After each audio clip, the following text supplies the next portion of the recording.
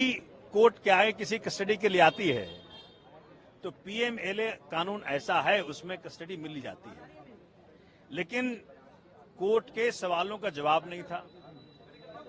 दिनेश अरोड़ा और अमित अरोड़ा के स्टेटमेंट्स को जिन्होंने आधार बनाया, ये दिनेश अरोड़ा, जो माननीय संजय सिंह जी ने भी कहा कोर्ट के अंदर, यही दिनेश अरोड़ा और यही अमित अरोड़ा ने कई बार स्टेटमेंट्स दिए हैं।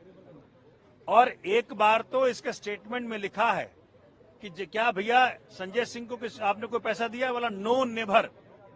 तो ऐसी क्या बात हुई कि आज वो बदल गया स्टेटमेंट? बात ये हुई कि 1 अगस्त को इस शख्स को बेल मिला, ये बना अप्रूवर, और अप्रूवर बनने के बाद 14 अगस्त को ये स्टेटमेंट देता है। उस पर क्यों कोई ट्रस्ट करेगा?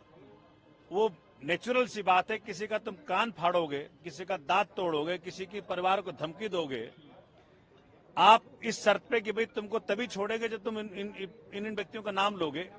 तो संजय सिंह का छोड़ो, वो तो मोदी का नाम ले ले। सर, ईडी ने कुल कितने करोड़ रुपए लेन देन का आरोप लगाया है? कहा है कि 2 बार में 1-1 करोड़ रुपए हुए, फिर 1 करोड़ रुपए बाद में किसी के। ये तो ईडी से पूछो भैया जी, ये तो जीरो। मेरे हिसाब से ये सब हवा हवाई है।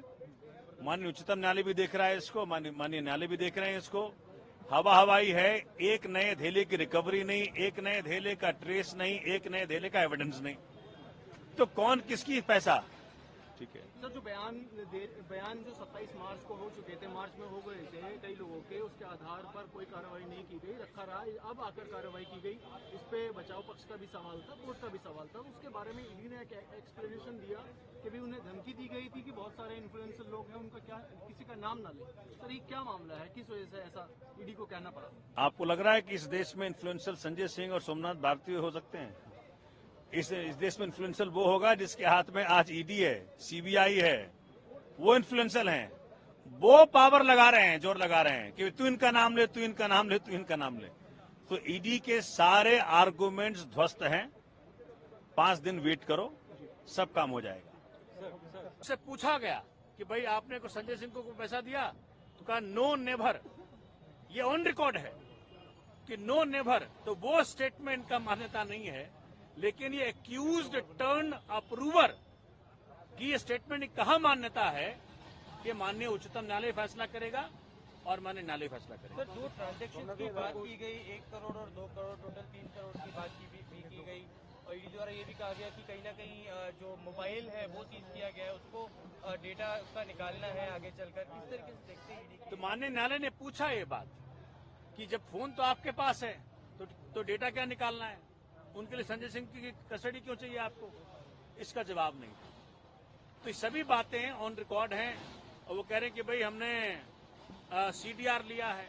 और मैं आपको बता दूं, सीडीआर एक मोबाइल टावर का होता है। उस मोबाइल टावर के इर्द गिर्द ही वो व्यक्ति होगा। तो संजय सिंह के घर के बगल में मनोज ये तिवारी का भी घर है, तो क्या तिवारी से मिलने गया था वो आदमी? तो ये तो सीबीआई बताएगी, ईडी बताएगी। तो आज ईडी के पास किसी भी सवाल का जवाब नहीं था। आज ये बहुत दुखद है कि उस शख्स को ये प्रताड़ित करने का प्रयत्न कर रहे हैं, जो कि इस देश के अंदर कमजोर की आवाज, देश के जन जन की आवाज पार्लियामेंट में उठाया और मोदी जी को मजबूर किया कई बार। पहले सदन से निकाला और आज जेल भेजा, लेकिन सच जल्दी बाहर आएगा, ये आपको मैं वचन दे रहा हूं। आपकी तरफ से आगे क्या कोर्स ऑफ एक्शन होगा? क्या आपका कोर्ट जाना है अभी या क्या कानूनी तरीके से? अरे भाई, ये पहले प्रूफ तो कर लें। इनके पास कोई सबूत नहीं है, धेलेवर का सबूत नहीं है, 1 पैसे का ट्रेल नहीं है। ये सब हवा हवाई है पूरा केस। ये इसीलिए किया जा रहा है क्योंकि एक व्यक्ति है इस देश के अंदर जिससे माननीय मोदी जी को डर लगता है, उसका नाम अरविंद केजरीवाल। और उसी का परिणाम है कि उनके साथियों को तंग किया जा रहा है। अन्य गिरफ्तारियां भी होंगी। अरविंद केजरीवाल ने कल कहा कि और भी गिरफ्तारियां हो सकती। भाई देखो, राजा साहब का मूड है, अब राजा साहब जो चाहे करें, लेकिन देश की डेमोक्रेसी, देश का प्रजातंत्र, देश का संविधान, देश का कोर्ट इस बात का फैसला करेगा कि सच हो और न्याय हो इस देश के अंदर। कानून को ताक पर रख करके कार्रवाई की गई।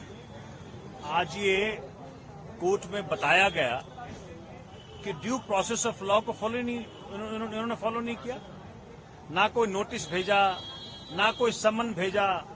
एक बैग जाकर के किसी के घर में आप उसको अरेस्ट कर लेते हो। इस बात को आज कोर्ट में रखा गया और कोर्ट ने इसका संज्ञान भी लिया। बहुत दुर्भाग्य है कि इस प्रकार की हरकतें मोदी सरकार अपने राजनीतिक प्रतिद्वंदियों के खिलाफ ले रही है।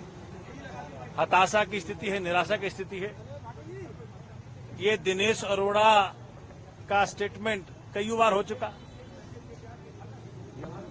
एक भी बार, इनफैक्ट ये ऑन रिकॉर्ड है, आज संजय जी ने कोर्ट के अंदर भी ये बात कही कि कभी भी उनका नाम नहीं आया। और 1 अगस्त को जब उसको बेल मिल जाता है तो 14 अगस्त को वो नाम लेता है। जब वो अप्रूवर बन जाता है तो नाम लेता है।